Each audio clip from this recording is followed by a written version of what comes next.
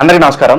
ఇవాళ మన స్టూడియోలో ప్రముఖ ఆధ్యాత్మికవేత్త ఆస్ట్రాలజర్ హరి రఘుపురి గారు మనతో ఉన్నారు. వారితో మాట్లాడదాం. మేడం నమస్కారం. మేడం నమస్తే. మేడం, సెప్టెంబర్ నెలలో ధనుసు రాశి వారికి ఎలాంటి ఫలితాలు ఉండబోతున్నాయి కాస్త వివరించండి. తప్పకుండా. ఓం శ్రీ మాత్రే నమః. ఈ నెలలో కుజుడు మిథునంలో సంచరించుండగా శత్రు విముక్తి, రోగ విముక్తి, విజయము, ధన సంపాదన, ధనవృద్ధి, ఆకస్మిక ధనప్రాప్తి, అన్ని రంగాల్లోనూ అనుకూలత. శుక్రుడు కన్యలో సంచరిస్తుండగా సకల సుఖాలు, వీరు ఏది పట్టుకుంటే అదే బంగారంలాగా.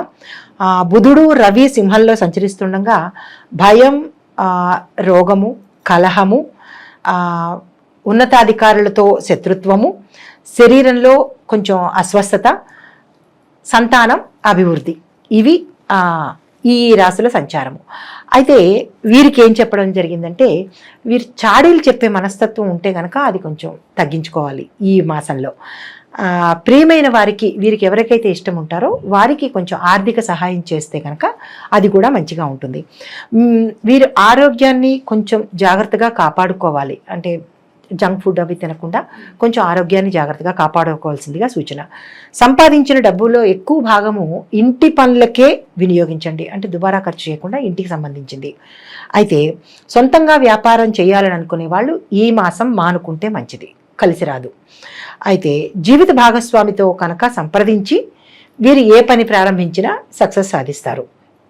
అయితే కుటుంబంలో మంచి శాంతి నెలకొంటుంది, మనస్పర్ధలు తొలగుతాయి, ప్రశాంతమైన వాతావరణం ఉంటుంది. అన్నదమ్ముల మధ్య కానీ, భార్యాభర్తల మధ్య కానీ, అత్తమామల దగ్గర కానీ, కుటుంబంలో ఎవరైనా బంధుమిత్రులతో కానీ ఈ మాసం అంతా వీరికి మంచిగా ప్రశాంతమైన వాతావరణం ఉంది.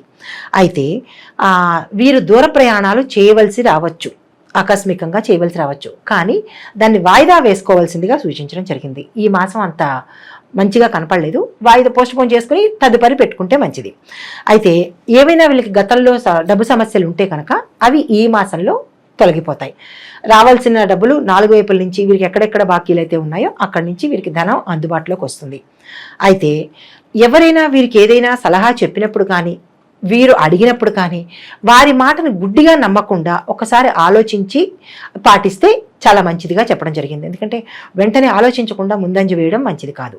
అయితే విద్యార్థులలో చెప్పవలసింది ఏంటంటే, వీరు వాళ్ళ గురువు గారిని సంప్రదించి ఏ నిర్ణయమైనా తీసుకుంటే మంచిది.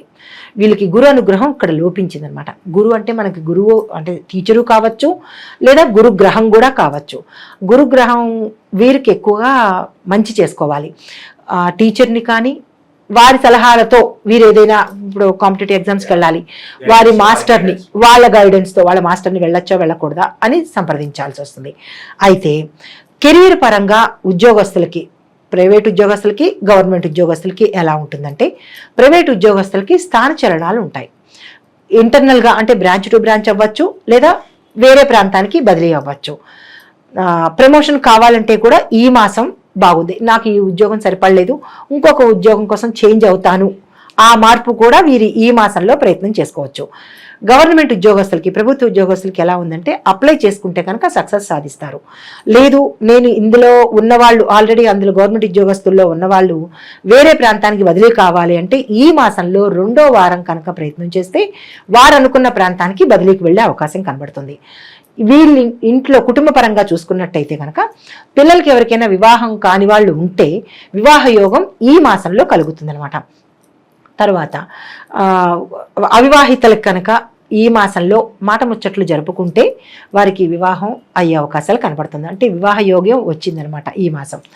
అయితే ఇంకోటి ఎట్లా అంటే, వ్యాపారస్తులకి ఈ మాసం అనుకూలంగా ఉంది. పార్ట్నర్షిప్ కనుక ఎవరైనా చేసుకుంటాము అంటే, భాగస్వామ్యం చేసుకుంటాం, భాగస్వామ్య వ్యాపారం ప్రారంభించాలంటే ఈ మాసంలో 2వ బుధవారాన్ని అనుకూలంగా చెప్పడం జరిగింది. లేదు ఆల్రెడీ పార్ట్నర్షిప్ వ్యవహారం అంటే వ్యాపారంలో ఉన్నాము అని అనుకున్న వాళ్ళు కొత్తగా అగ్రిమెంట్ రాసుకోవద్దు. మనకి అగ్రిమెంట్ పొడిగింపు ఉంటుంది కదా, 1 సంవత్సరమో 2 సంవత్సరాలు ఉంటుంది కదా. సో అట్లాంటి పొడిగింపు కనుక చేసుకోవాలని అనుకుంటే కనుక ఈ మాసం ఆగిపోండి. ఈ మాసం ఆగిపోయి తదుపరి మాసంలో కనుక పొడిగింపులు చేసుకుంటే మంచిది. తర్వాత ఏదైనా ఈ మాసంలో మనం చిట్ ఫండ్స్లో కానీ, లేదా ఎక్కడైనా డబ్బుని పొదుపు చేసుకుంటాము, లేదా దాచుకుంటాము, లేదా ఏదైనా కొత్తగా పెట్టుకుంటాము, ఇన్వెస్ట్ చేస్తాము అని అంటే కనుక ఈ మాసంలో 3వ బుధవారం కానీ 3వ గురువారం కానీ యోగ్యంగా సూచించడం జరిగింది ఇన్వెస్ట్మెంట్స్కి. తర్వాత సినిమా రంగం వాళ్ళకి ఈ మాసం అంతా మంచి ఫలితాలు ఉన్నాయి. ఈ మాసంలో మొదటి నుంచి చివరి వరకు ప్రయత్నాలు చేసుకోవచ్చు, లేదా ఆల్రెడీ అందులో ఉన్న వాళ్ళకి కొత్త కొత్త అవకాశాలు మూకుమ్మడిగా వచ్చేస్తాయి. వీళ్ళు ఇంకా గజిబిజి అయిపోతారు, ఎలా ఏది సెలెక్ట్ చేసుకోవాలి అని. అంత మంచి అవకాశం ఈ రాశిలో కనబడుతోంది. తదుపరి విద్యార్థులకి ఏదైనా కొత్త కాంపిటేటివ్ ఎగ్జామ్స్ రాయాలన్నా, లేదా వేరే అబ్రాడ్ వెళ్ళాలనుకున్న వాళ్ళు, అప్లై చేసుకోవాలనుకున్న వాళ్ళు 2వ వారంలో, ఈ మాసంలో 2వ వారంలో బుధవారం కానీ శుక్రవారం కానీ పెట్టుకుంటే, అప్లికేషన్ పెట్టుకుంటే వారు సక్సెస్ సాధించే అవకాశం కనబడుతోంది. తర్వాత ఈ మాసంలో ఈ ధనస్సు రాశి వాళ్ళు ఎవరైనా సరే కొత్త ఆస్తులు కొనుక్కోవాలని అనుకున్నప్పుడు, భూమి కానీ ఇళ్ళు కానీ, లేకపోతే ఏదైనా సరే వాళ్ళు కొత్త వాహనాలు కానీ కొనుక్కోవాలి అని అనుకున్నప్పుడు ఈ మాసంలో ఏ వారమైనా సరే కానీ బుధవారాన్ని ఎంచుకుంటే మంచిది. 4 వారాల్లో బుధవారాన్ని ఎంచుకుని కొనుక్కోవాలనుకున్న ఆ ఆలోచన కానీ చేసుకుంటే మంచిదిగా సూచించడం జరిగింది. బుధవారం తప్ప ఇంకే వారము అనుకూలంగా లేదు. తర్వాత వీరు పూజించవలసిన వినాయకుడిని, మహాగణపతిని పూజించాలి. మహాగణపతిని గరికతో పూజించాలి. మోదకాలు నైవేద్యం పెట్టాలి. ఏ రంగంలో ఉన్నా సరే, విద్యార్థులు కానీ, ప్రైవేట్ ఉద్యోగస్తులు కానీ, గవర్నమెంట్ ఉద్యోగస్తులు కానీ, కళారంగం కానీ, లేదా రాజకీయ రంగం కానీ, ఏ రంగంలోనైనా సరే ఈ ధనస్సు రాశి వాళ్ళు మొత్తం అందరికీ కూడా ఇది యోగ్యంగా చెప్పడం జరిగింది. అయితే సంతానం కోసం ప్రయత్నం చేసేవాళ్ళు మంగళవారం కానీ లేదా ఆదివారం కానీ వినాయకుడికి లేదా సుబ్రహ్మణ్యేశ్వర స్వామికి ప్రత్యేకించి పూజలు చేసుకుంటే సత్సంతానం కలిగే యోగం కనపడుతోంది. అలాగే మేడం, ఈ రాశి వారు ఎటువంటి పరిహారాలు చేసుకుంటే వీళ్ళకి మంచి ఫలితాలు పొందే అవకాశం ఉందంటారు? ఈ రాశి వారు గురువుని మెప్పించాలి. విద్యార్థులు కానీ ఎవరైనా సరే గురువుల్ని మెప్పించాలి. అంటే గురువులని అంటే మన గురువులను కాదు, గురుగ్రహాన్ని మెప్పించాలి. గురుగ్రహానికి సంబంధించిన పూజలు కానీ, జపాలు కానీ, గురు మంత్రం కానీ చదువుకోవాలి. లేదా గురువుల ఆలయాలు, దత్తాత్రేయుడిది కానీ షిరిడీ సాయినాథుడిది కానీ, ఈ ఆలయాలు సందర్శనం చేసుకోవాలి. ముఖ్యంగా ఏంటంటే రవికి జపం చేయించాలి. రవికి మాత్రమే జపం చేయించాలి.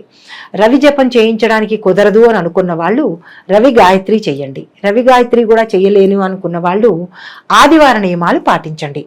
4 ఆదివారాలు వస్తాయో 5 ఆదివారాలు వస్తాయో, ఈ మాసంలో వచ్చిన ఆదివారాలు ఉదయాన్నే లేచి రాగి పాత్రలో నీళ్లు తీసుకుని సూర్యుడికి ఎదురుకుండా ఓం సం సూర్యాయ నమః అనే మంత్రం చెబుతూ 108 సార్లు కానీ వాళ్ళ శక్తి అనుసారం అర్ఘ్యం కనుక ఇవ్వగలిగితే మంచిదిగా చెప్పడం జరుగుతుంది. తర్వాత ఇది చేసుకోలేను అని అనుకున్న వాళ్ళు మనకి సూర్యుడికి సంబంధించిన ఒక చిన్న పరిహారం ఏంటంటే, ఎర్రని బట్టలో ఒక పటిక ఉంటుంది కదా, ఆ పటికని పెట్టి తూర్పు దిశ వైపు కనుక పెట్టుకున్నట్టయితే మంచి ఫలితాలు కనబడతాయి. ఇది కూడా చేసుకోలేమంటే ఇంకా అవ్వదు కదా, కాబట్టి ఈ నియమాలు పాటించితే మంచిది అనిపిస్తుంది. సెప్టెంబర్ నెలలో ధనుసు రాశి వారికి ఎలాంటి ఫలితాలు ఉంటాయి, అలాగే వీరు చేసుకోవాల్సిన పరిహారాలు తెలియజేసినందుకు ధన్యవాదాలు మేడం. నమస్తే.